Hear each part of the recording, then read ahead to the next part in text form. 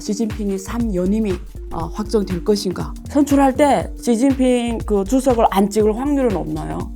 그건 완전히 거의 현장에서 불가능합니다. 왜냐하면은 예, 대만 수복에 나설 거다. 그래서 이 전쟁 위기가 지금 고조되고 있다. 뭐 이런 언론이 많이 나오고 있거든요. 그러면 먼저 대만 네. 문제에 네. 대해서 집중적으로 말씀드리겠습니다. 한국의 입장에서 어떤 전략적 스탠스를 취하는 게 그 지난 30년간의 그 중한 관계 발전 역사를 보면은 네. 우리는 사실 동반 성장을 했습니다. 그렇죠. 예. 네, 안녕하이보 지금부터 시작하겠습니다. 모태동은 중화인민공화국을 건국하셨고요. 등소평은 중국의 계획개방을 이끌었습니다. 시진핑 주석은 2012년부터 지금까지 약 10년 동안 중국을 이끌어오고 있고요. 주로 중국몽과 공동부유라는 슬로건을 내세우고 해왔습니다. 10월 16일 중국 공산당 제24 전국 대표대회가 열리고요. 여기에서 가장 지금 주목받는 이슈가 시진핑이 3연임이 확정될 것인가. 많은 분들은 이렇게 보고 있지만 또 다른 변수가 있지 않을까. 이런 질문도 사실 많습니다. 그래서 오늘은 중국 내부에서 어떻게 정치가 돌아가고 있는지, 그리고 앞으로 시진핑이 3연임이 진짜 가능한지, 그리고 확정될 경우에 미래의 중국은 어떤 중국으로 갈 것인지 이런 주제를 가지고요. 아주 특별한 분을 어렵게 모셨습니다. 장천강 광주 중국 총영사님 모셨습니다. 안녕하세요. 예, 안녕하십니까. 네. 장천강 중국 주광주 총사입니다. 네, 반갑습니다. 안유아쇼는 전혀 보신 적 있으신가요? 아직은 못 보셨죠? 네, 오늘은 어떻게 보면 좀 쉽지 않은 그 자리인 것 같은데요. 근데 가장 또 이쪽을 잘 말씀해 주실 것 같습니다. 그래서 지금 모셨고요. 일단 첫 번째는 제가 그냥 단도직입적으로 궁금한 거 질문하겠는데요. 시진핑 3연임이 이번 중국 공산당 20차 전국 당 대표에서 진짜 확정되는 건가요? 어떻게 보세요? 우선 제가 논리정연하게 네. 설명하기 위해서는 우선 팩트부터 시작을 하겠습니다. 네. 중국은 사실 그 권력 구조 얘기한다면 먼저 네. 당, 네. 그 다음에 국가, 네. 그 다음에 이렇게 하는데 네. 당대회에서 먼저 추천을 하고 그렇죠. 그 다음에 다음 해에 전인대 회의에서 결정하게 됩니다. 그렇죠. 사실 국가주석의 연임과 관련해서 2018년 네. 3월 달에 네. 제13기 전국인민대표대회 제1차 회의에서 네. 이미 헌법 수정한 적이 있습니다. 네. 그 수정안에 따르면은 원래 헌법의 제3장 국가기구에서 제79조 제3항에서 네. 중화인민공화국 주석, 부주석의 매번 임기는 중국의 전국인민대표대회의 매기의 임기와 같다. 연속적으로 임기는 2번 넘지는 못한다. 네. 이렇게 되어 있었는데 네. 수정할 때 연속 임기는 2번 넘지 못한다 삭제했습니다. 네. 왜 했는가 하면은 네. 그때는 사실은 헌법 수정도 네. 아주 전방위적으로 의견을 수렴했습니다. 서면으로 복고도 118개, 또 이런 한 수정 의견도 230조 받았는데, 또 중국 공산당도 당외 인사하고 네. 협의를 했는데 당외 인사한테서도 한 소면 발언도 10개 받았습니다. 네. 또 그때 당시에 짱더지ang 네. 전인대 위원장께서 4번이나 좌담회를 했는데 또 52개의 서면 자료를 받았습니다. 네. 회의할 때 수정과 관련해서 전에 그러한 당대회에서 당의 18기 7차 전원회의하고 네. 19차 당대회 기간에 네. 여러 의견이 제기했습니다.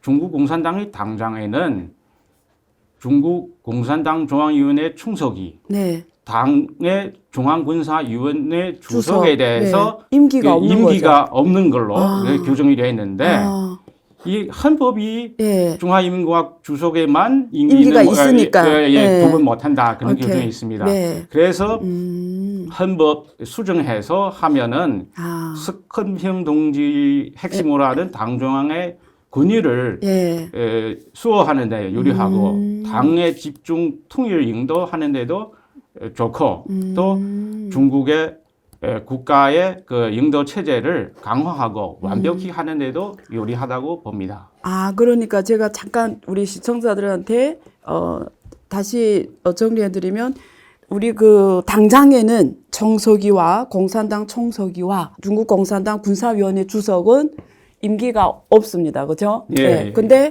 국가 주석은 임기가 원래는 2번까지인데 그걸 없애야 사실은 보통 이거 한 분이 하시잖아요. 당 총서기, 군사위원회 주석, 그리고 국가 주석을 한 분이 하시니까 우리 청용사님 말씀에 따르면 이 2번의 그 임기를 없앰으로써 가택이 된 거죠. 다 임기가 없게 된 거죠. 그래서 한 사람이 예를 들면 시진핑 지금 주석이 권위를 좀 더 집중적으로 통일 용도를 할 수 있도록 편한 정치 환경을 마련하는데 유리하다 이렇게 말씀하시는 거죠.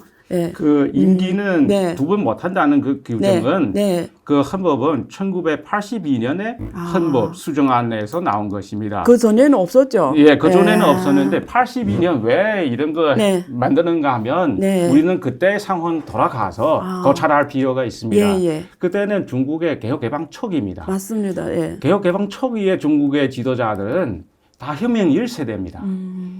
덩석핑 그 선생님도 그때 당시 70대 초반입니다. 그렇죠. 그래서 이러한 그 나라를 개혁 개방 이끄는데 이게 젊은 간부가 필요한데 그래서 그때 당시에 중국은 이렇게 했습니다. 네. 중국의 기본적으로 노장청 3결합의 정치입니다. 네. 말하자면 노세대 있고 그렇죠. 56년 그렇죠. 50대 60대 예. 장년층이 있고 그렇죠. 그다음에 40대의 청년층이 네, 있고. 그런 젊은 예. 층도 있는데 아. 그래서 이러한 노 간부의 문제를 해결하기 위해서는 등서평 그 선생님께서 그 하나 아이디어 냈습니다. 중앙거무위원회 만들었습니다. 자기가 거무위원회 주임 네. 그 리더를 하고 이러한 혁명 1세대 거의 다 거기에 망라시켰습니다. 그와 동시에 이게 젊은 세대의 60대, 50대 그런 네, 그렇죠. 간부들을 많이 기용했습니다. 네. 그와 동시에 이러한 법적으로 네. 보장하기 위해서 그렇죠. 그래서 헌법을 수정해서 2번이 못한다는 거 나왔습니다. 그래서 이렇게 고찰하게 되면 우리 아마 시청자분들이 쉽게 이해를 할 네. 수가 있습니다. 네. 또 지금은 우리 세계적으로 고찰하게 되면 시주서님의 그 나이는 지금 69세입니다. 네. 한국 나이로 69세죠. 예. 아니 53년생이고 53년생. 네, 네. 만 69세인데 그런데요. 세계적으로 따져보면 예. 미국 대통령 나이가 어떻게 됩니까? 지금 70. 79세죠. 그렇죠. 예. 또 뭐 푸지 대통령은 한 살 위죠. 젊으네요. 예, 그래서 이렇게 가로 비교하면은 정말 이게 한참 일하는 데입니다. 네. 또 시주석의 경우는 네. 중국의 모든 거의 그 간부의 단계에 다 거쳤어요. 성산대 대장부터 시작해서 한국 치면은 부군수, 그다음에 부시장, 시장, 부성장, 성장, 성당석이 거의 단계마다 다 했습니다. 네. 이게 40년, 50년 거의 다 검증된 인물이고 네. 정말 인민의 수령이라는 거 우리 중국 인민의 절대적인 지지를 받고 있습니다. 그러니까 그 82년에 헌법 수정할 때는 계획개방 초기였고 그리고 젊은 층을 등용을 해야 되기 때문에 그런 시대적 배경에서는 이런 임기 2년이라는 규정이 필요했다고 말씀하셨고요. 근데 지금의 시대적 배경에서는 급격하게 변하는 글로벌 국제 정세에서는 굉장히 유능한 검증된 리더가 필요한데 시진핑 주석은 아주 기층부터 위에까지 모든 이걸 다 거친 검증된 정치적 용도자라시는 거죠. 다시 돌아와서 그러면 이번 어쨌든 20대에서는 관료대라면 원래는 10년씩 해왔으니까 원래는 새로운 당서기가 나오는 게 정상인데 우리 정용사님 말씀을 따르면 3년이면 거의 확정된다고 봐도 무난하다는 느낌이 지금 들거든요. 네. 예, 네. 그런 거죠. 예. 당대회에서 예. 주로 예. 당의 그 지도부 선출하는 기구고 네. 예를 들면 제일 중요한 거는 네. 아마 정치국 위원 그렇죠. 25명 25명. 선출하게 되고 네. 또 그 중에서 또 7명 상무위원, 네. 그다음에 또 충서기로 선출하게 되면 당연히 우리는 그 당의 군사위원회 주석 같이 하는 거니까. 되고 예. 또 다음에는 이 전인대 회의 네. 통해서 또 국가 주석으로 이렇게 선출하게 되어 있습니다. 그런 가능성 없나요? 그 25명 200명 중앙위원 이렇게 거수기로 해서 선출하잖아요. 이렇게 선출할 때 시진핑 그 주석을 안 찍을 확률은 없나요? 그건 완전히 거의 현장에서 불가능합니다. 왜냐하면은 예. 우리는 사전에 예. 이미 그 작년에 19기 6차 회의에서 예. 세 번째 역사적 결의를 그렇죠. 채택했습니다. 예. 이 중국 공산당의 역사 중에서 100년 역사 중에서 세 번에 걸쳐서 당내 역사 관련한 결의를 채택했는데 네. 첫 번째는 1945년 네. 그때 당의 7차 당대회의 전에 그 항일전쟁 승리 앞두고 예. 주로 모택동 동지를 중국 공산당의 수령으로 네. 모택동 사상을 공산당의 지도 사상으로 그러한 지위를 확정해서 당의 그 확고한 그런 지도부가 확정된 후에 중국은 항일전쟁도 승리를 하고 또 네. 그 중국의 그 국민당과의 그 내전에서도 우리는 조국 해방을 했고 49년에 중화인민공화국을 세웠습니다. 네. 중국 인민을 그 일어서게 만들었다고. 네. 그래서 우리 혁명 1세대의 그 네. 첫 번째 역사적인 결의에 중요한 의의를 부여하고 있습니다. 네. 또 두 번째 결의가 결의가 그 개혁 개방 초기에 그 여러분 다 아시다시피 1978년 네. 중국의 그 11기 예, 3차 전쟁회의 예. 후에 개혁 개방 시작을 했는데 이 두 번째 역사 결의는 바로 1981년에 그 채택이 됐는데 주로 문화 대혁명에 대해서 전면적으로 부정하고 모택동에 대한 평가, 역사적인 평가 3.7 네. 그런 비율로 하고 또 모택동 사상을 영원히 우리 당의 지도 사상으로 확정하고 그래서 이렇게 사람들의 민심을 당의 당심을 당겨시켜서 우리는 앞으로 계속 개혁 개방으로 가자 이렇게 중요한 역할을 했습니다. 네. 말하자면 우리 그 후에 지난 40년간의 그 개혁 개방을 이끄는데 중요한 역할을 했습니다. 10년 전에 그 2012년부터 그 시진핑 시대에 들어와서는 원래 우리가 개혁 개방은 이미 그 아주 어려운 시기에 들어왔습니다.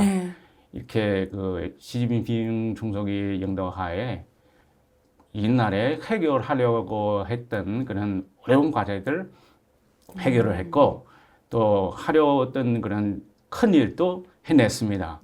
그래서 중국 공산당과 중국 인민의 그런 지지를 많이 받아서 두 개의 그 확립을 했습니다. 시진핑 동지를 우리 중국 공산당의 핵심, 당중앙의 핵심, 시진핑 신시대 중국 사회주의 사상을 중국 공산당의 지도 사상으로 이렇게 두 가지 확립을 해서 그래서 우리는 새로운 시대에 이러한 중국을 이끄는 아주 또 중요한 역사적인 시기에 역사적인 결정을 했습니다. 사실 중국은 이미 첫 번째 배년 목표 실현했습니다. 말하자면 작년에 중국 공산당 창건 100주년 때에 우리는 전면적인 석항 사회를 건설 완성했고 중국에서 절대 빈곤 문제를 해결했습니다. 그래서 이 첫 번째 배년 목표고 두 번째 배년 목표는 중화인민공화국 창건 100주년 때 2049년에 우리 중국의 그 부강한 현대화 국가 건설 완성 그런 목표를 향해서 지금 시작을 했습니다. 그러면 지금 정리하면 3차 역사 결의에서 시진핑 주석을 당 중앙의 핵심으로 이미 역사 결의를 내렸고 또 시진핑 동지의 그 중국 특색의 사회주의 사상이 우리 중요한 헌법의 중요한 사상으로 이미 되어 있기 때문에 사실 이번 20대 공산당 전국 대표대회에서 3년이 뭐 안 되거나 이런 이슈는 거의 없다 이렇게 봐도 되겠네요. 그러면 3년임이 됐다고 어쨌든 우리가 보고요. 앞으로 그 3연임 시대에 시 주석이 뭐 이 정책 방향성 그리고 중국 경제라든가 중국 정치를 미래 계획 개방 측면 혹은 중국이란 나라를 어디로 어떻게 끌고 갈지 이런 미래 정책 방향에 대해서는 어떻게 생각하시나요? 3년임 시대에 네. 열렸다고 우리가 보고요. 네. 네. 사실 이런 앞으로의 거찰 네. 그런 전망하기 위해서는 네. 지금 뭘 어떻게 하고 있는지 그렇죠. 거찰하면은 다 네. 이게 명백한 그런 비전 네. 그림이 그렇죠. 나옵니다. 네. 시진핑 시대에 들어와서 중국은 시진핑 총서기의 지도하에 네. 우리는 이미 중국 특색 사회주의에 총체적 포치하고 전략적인 포치를 했습니다. 총체적 포치라고 하면은 네. 말하자면 중국의 경제 건설, 정치 건설, 문화 건설, 네. 사회 건설, 생태 문명 건설 네. 이 5가지 네, 무명 건설. 네. 이런 다 이념을 제시하고 네. 또 실제 행동으로 네. 하고 있고 또 전략적인 포치는 4개 전면이라고 하는데 네. 말하자면 사회주의 현대화 국가의 전면 건설, 네. 심화 개혁에 전면적으로 개혁을 심화하고 네. 또 전면적으로 법에 따라 나라를 다스리는 네. 거, 의법치국, 그렇죠. 그다음에 또 전면적으로 당에 대해서 엄하게 다스리는 이 4개 전면 이게 다 있습니다. 네. 그와 동시에 대외적으로도 협력, 위위 위주로 하는 네. 이게 신인 국제 관계의 구축, 오케이. 또 네. 인류 운명 공동체 구축 이런 정책 방향을 제시하고 또 실제 그런 행동으로 또 1대1로 네. 저는 제기도 했습니다. 네. 그러면 대외 협력 쪽으로 잠깐 여기서 우리 같이 이야기 나눠보면요. 어쨌든 시진핑 시대는 신흥 국제관계, 새로운 국제관계를 만들어 가자는 게 가장 주 롤린 것 같고요. 그래서 서로 위인하는 인류 문명에 부강을 해서 서로 위인하는 관계를 신흥의 국제관계, 특히 미국하고는 신흥의 대국관계 만들어 가자라는 게 주요 로선인 같은데요. 최근에 이 대만 문제를 둘러싸, 양안 문제를 둘러싸서 미국이라든가 이런 서방 세계에서는 시진핑의 3년임이 되면 뭐 대만 수복에 나설 거다. 그래서 이 전쟁 위기가 지금 고조되고 있다. 뭐 이런 언론이 많이 나오고 있거든요. 여기에 대해서는 어떻게 보세요? 그러면 먼저 대만 네. 문제에 네. 대해서 집중적으로 말씀드리겠습니다. 이 대만 문제는 사실 대만은 예로부터 지금까지 다 중국의 영토의 하나입니다. 그렇죠. 이 역사책에도 나왔고 네. 1895년에는 그 청일전쟁 때 네. 일본 패했으니까 청나라가 네. 한 50년 활용해서 이렇게 식민 통치를 받았습니다. 네. 근데 45년에 가이로 선전도 그렇고 포츠탄 공고도 그렇고 네. 다 이 대만은 이 중국을 영토의 일부분 전후에 그 중국에 반환해야 된다는 네. 것도 있고 또 일본이 이러한 영토를 이거 다 반환해야 되는 네. 이 포츠탄 공고 지켜야 되는 그렇죠. 그런 의무 네. 지닌다는 그런 규정 다 있습니다. 네. 그래서 45년 8.15 그 공보 후에 다 수복을 했습니다. 네. 대만 문제에 그 후에 나온 거는 이 중국 국군 내전 네. 사물이고 그렇게 남아 있었는데 근데 1971년 중국의 중화인민공화국의 유엔의 합법적 지위를 회복한 후에는 중화인민공화국만이 중국의 유일 합법 정부라는 거 유엔에서 네. 인정하고 대만이 공식 표시할 때 유엔에서 중국 대만성 이렇게 했습니다. 표시 네. 했죠. 타이완 province of China 그렇죠. 이렇게 표시되어 있습니다. 네. 그래서 그 후에는 1972년 이 중미 수교 관계 개선 그다음에 79년 수교되는데 네. 수교하는 공동성명에서도 미국이 하나의 중국 이런 거 인정하고 네. 대만이 중국의 일부분이라는 거 다 인정한다 이렇게 규정되어 있습니다. 그래서 대한민국 정부도 우리 1992년 수교 때 네. 이렇게 한국의 수교 공동성명에서 중화인민공화국이 중국을 대표하는 유일한 합법 정부다 인정하기 때문에 우리는 수교했습니다. 지금에 와서는 그 미국은 그 하나의 중국 원칙을 지키지 않고 네. 그 자기가 서열 3위의 그 정부 인사가 펠로시가 네. 대만을 방문해서 자기가 정책을 바꿨지 우리가 그 현상을 바꾸지는 않았습니다. 네. 그래서 대만 문제의 그런 발생은 중국은 약속 국가 그렇게 그때는 이 자기의 땅을 잃었고 네. 근데 중국은 이미 세계의 제2의 경제 대국이 네. 되었고 모든 면에서 중화 국력이 커졌는데 네. 또 중국 사람들의 그런 민족적인 특성이 있습니다. 네. 반드시 그 통일해야 된다. 네. 이런 그 의지가 있습니다. 어. 또 우리 군대에도 그런 의지와 능력이 아주 대단합니다. 네. 그래서 우리가 추구하는 거는 이게 평화적인 통일입니다. 네. 우리가 뭐 무력 불사용 이게 약속 못한 거는 이게 다 대만 독립 세력이 발표할 때, 뭐 독립을 하겠다 네. 할 때, 또 네. 외부 세력이 개입할 때 우리도 나라를 통일하는 그러한 국내법, 국제법의 그런 권리를 가지고 있기 때문에 네. 그렇게 하고 있습니다. 그러면 우리가 한번 전망해 보면 중국은 언제 이렇게 평화적 통일, 민주적 대만과 이룰 수 있다고 한번 전망해 보면 대충 언제 가능할까요? 그거는 사실 네. 군사하고 정치만 빼고는 거의 다 통일된 거나 마찬가지입니다. 네. 지금은 사실 네. 그 숫자가 있는데 그 대만이 지금 그 우리 대륙 본토와의 그런 교류는 네. 뭐 매해 그 무역을 통해서 뭐 수백억 그 흑자를 보고 있고 네. 또 서로 대학생도 그렇게 상대 보내서 그 취학을 하고 있고 또 인적 교류도 대나리 그 뭐 수백만 명씩 지금 하고 있는데 그래서 정치하고 군사만 빼면 거의 다 통일이나 마찬가지입니다.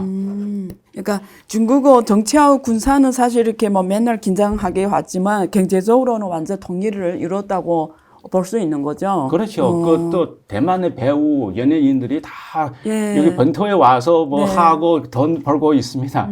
예. 맞아요, 맞아요. 저도 어릴 때 굉장히 그 대만 스타들을 되게 좋아했고요. 네, 예. 네.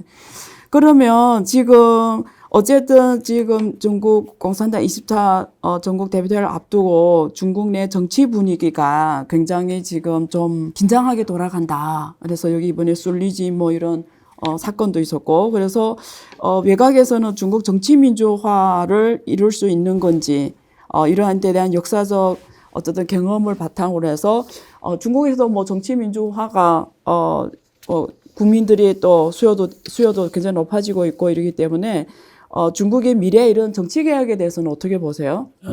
아마 외부에서 네. 볼 때는 아마 네. 다 이게 서방의 그 삼권 분립의 입장에서 중국을 네. 고찰하는데 네. 사실은 중국도 그 중국식의 그 민주가 있습니다. 네. 우리는 그 선거 민주도 있고 네. 협상 민주도 있습니다. 그렇죠. 또 우리 절차 민주도 있고 또 실질적인 민주도 있습니다. 그래서 중국에서 추진하는 것은 전 과정의 이미 민주주의입니다. 말하자면 그 민주라는 게 뭐 선거할 때 예. 뭐 선거 뭐 거기 투표하는 데만 있는 게 아니고 실제 의사 결정할 때 진짜 그 선거권을 가지고 주민이 정책 결정하는 과정에 자기 역할이 정말 제대로 보장되느냐 우리는 그것도 따집니다.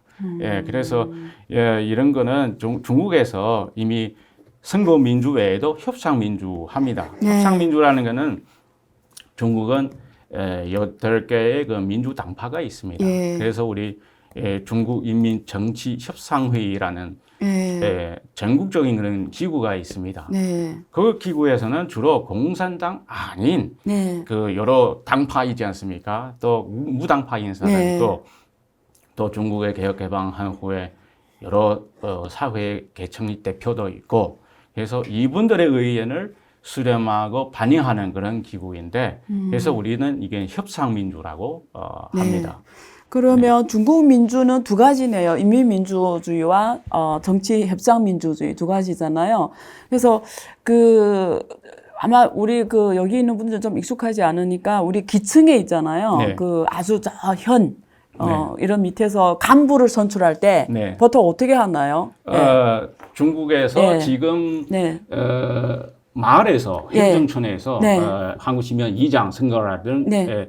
직접 선거합니다. 아, 그 농촌 네, 네, 분들이 농촌에서. 오셔서 네. 거수기로 네. 우리 간부를 직접 선거하는 거죠. 네, 그 네. 간부는 꼭 공산당원이어야 되는 건가요? 그렇지 않는 경우도 있고, 예, 근데 공산당원의 경우는 제일 좋습니다. 네. 왜냐하면 공산당원은 다 이상과 신념이 있고 또 재주가 있기 때문에 제대로 그러면 말하자면 다 그 공심을 가지고 네. 인민을 위해서 네. 봉사하는 정신이 있어서 네.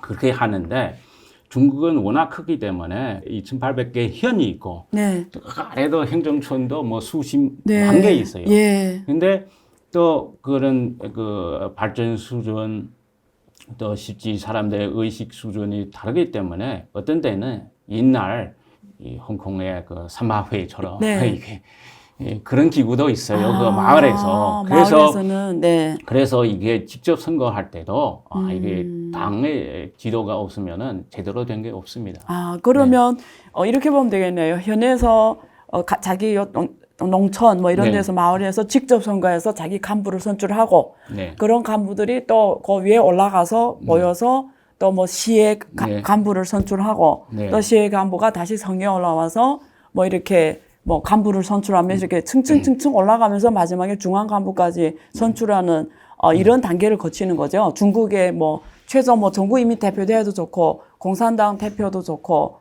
그러니까 중국을 리더하는 이런 간부층이 가장 기층의 직접 선거부터 시작해서 위로 가면서 간접 선거로 가면서 이렇게 선출되는 과정인 거죠. 예, 그렇게 생각하시면요. 네. 중국은 개혁 개방도 점진적으로 네. 하고 있고 네. 이렇게 선거도 예. 직접 선거도 점진적으로 하고 있습니다. 왜냐하면 먼저 기층 단위부터 시작을 해서 하는데 네. 정말 이게 발전의 단계에 올라와서 일정한 교육을 받은 사람이 돼야 네.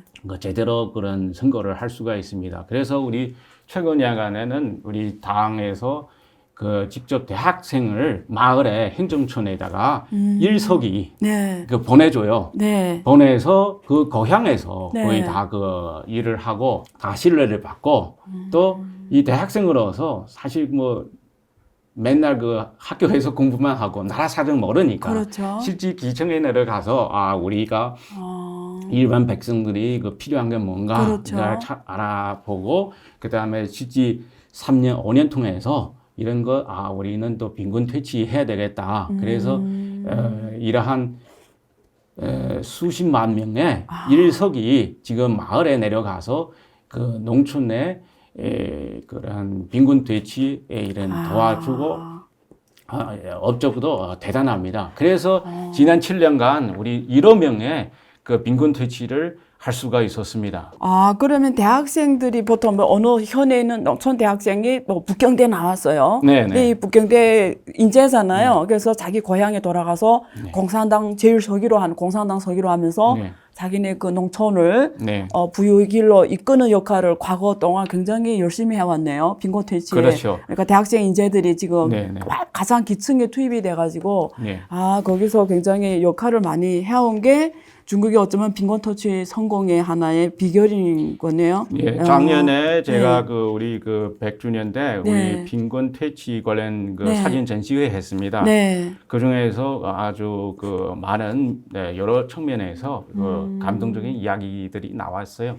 한 명은 우리 광서 장덕자치구의 한 여성 당원인데 베이징에서 베이징 사범대인가 석사하고 다시 고향에 가서 이렇게 했는데 마을에서 일석이 하면서 이 마을에 그러한 빈곤 퇴치하는 데도 좋고 또 이게 정신문명 건설도 좋고 이렇게 많이 도와줬어요. 그렇죠. 대학생들이 인터넷도 익숙하고 새로운 기술도 익숙하고 하니까 현장에 가서 농촌에 있는 분들을 위해서 어떤 지금의 뭐 인터넷 플러스 같은 걸 해가지고 농촌에 이런 디지털화도 이끌 수가 있겠네요. 굉장히 그렇죠. 좋은 방향인 것 같고요. 그러면 그 협상 정치 민주잖아요. 8개 정당이 있고 거기 대표들이 모여서 매년 3월에 회의를 하는 걸 정치 협상 회의라고 하잖아요. 그럼 그 정치 협상 회의 그 대표들은 어떻게 뽑나요? 거기. 예. 정치협상회의는 네. 주로 그 우리 네. 민주당파에서 네. 자기의 그런 그 대표하는 그런 수자가 있어요. 예, 예. 그래서 그런 거 통해서 네. 자기의 그 절차, 이래는 직접 선거 아니고 간접 선거입니다. 아. 자기가 여러 후보자를 만들어서 그다음에 그 중에서 그 뭐 한 명 3대 1이나 이런 식으로 뽑는 겁니다. 후보를 조금 더 많이 줘가지고 거기서 진짜 후보를 뽑는 형태로 거기도 그럼 간접선거 형태로 진행이 되네요. 마지막으로 이번에 그 중국의 전국인민대표대 사무위원장 리잔쇼, 예, 그분이 지금 한국에 오셨잖아요. 그래서 한국 정부에 지금 바라는 5가지라는 이런 메시지를 전한 것 같은데요. 하나는 편중된 대미 관계, 그리고 사드 설치 문제, 그리고 칩4, 미국의 칩4, 그리고 타이완의 개입 반대, 그리고 미국의 패권주의에 너무 변심하지 말라, 뭐 이런 입장을 전달한 걸로 지금 나오고 있는데요. 어쨌든 한국의 입장에서는 이러한 것들이 미래 한중 관계를 이끌어가는 데 있어서 굉장히 중요한 메시지로 있는 것 같습니다. 그래서 특히 시진핑 3년임의 시대가 열리면 앞으로 한중 관계는 어떻게 전망하시고, 그리고 한국의 입장에서 어떤 전략적 스탠스를 취하는 게 가장 한국 입장에서는 유리하다고 생각하시는지요? 네. 네. 그 지난 30년간의 그 중한 관계의 그 발전 역사를 보면은 네. 우리는 사실 동반 성장을 했습니다. 그렇죠. 예, 중국을 그 한국에 그 비롯해서 여러 나라의 도움으로 우리는 개혁 개방 성공해서 세계의 제2의 경제 대국이 되었고 또 1인당도 한 12,000달러 네. 달성했습니다.